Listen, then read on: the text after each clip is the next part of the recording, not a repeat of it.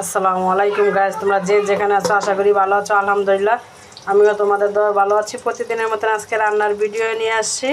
আজকে ইলিশ মাছ দিয়ে পেঁপে দিয়ে রান্না করবো। ফার্স্টে কড়াই বসিয়ে পাতিল বসিয়ে দিয়ে পরিমাণ মতন তেল দিয়েছি, পেঁয়াজ দিয়েছি, কাঁচামরিচ দিয়েছি, নেড়ে দিচ্ছি। পেঁয়াজ ভাজা হয়ে গেছে, এখন দিয়ে দেবো পরিমাণ মতন পানি, কারণ মাছটা কষাবো তো জন্য পানিটা একটু বেশি দিচ্ছি।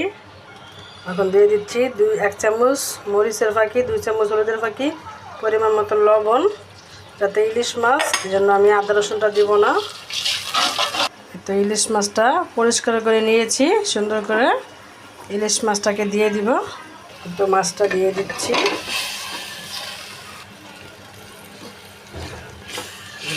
নেড়ে দিচ্ছি সুন্দর মতন।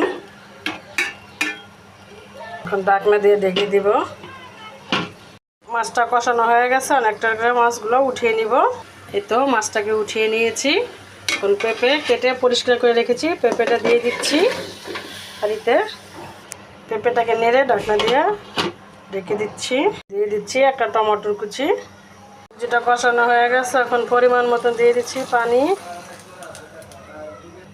আর একটু পানি লাগবে, তাই আর একটু পানি দিচ্ছি, কারণ পেঁপেটাকে তো জলটা শুকিয়ে যাবে, তাই পানিটা একটু বেশি দিয়েছি। মাছটা দিয়ে দিয়েছি, এখন ঢাকনা দিয়ে ঢেকে দিচ্ছি। সবজিটা প্রায় হয়ে গেছে, এখন দিয়ে দিচ্ছি ধনিয়া পাতা কুচি।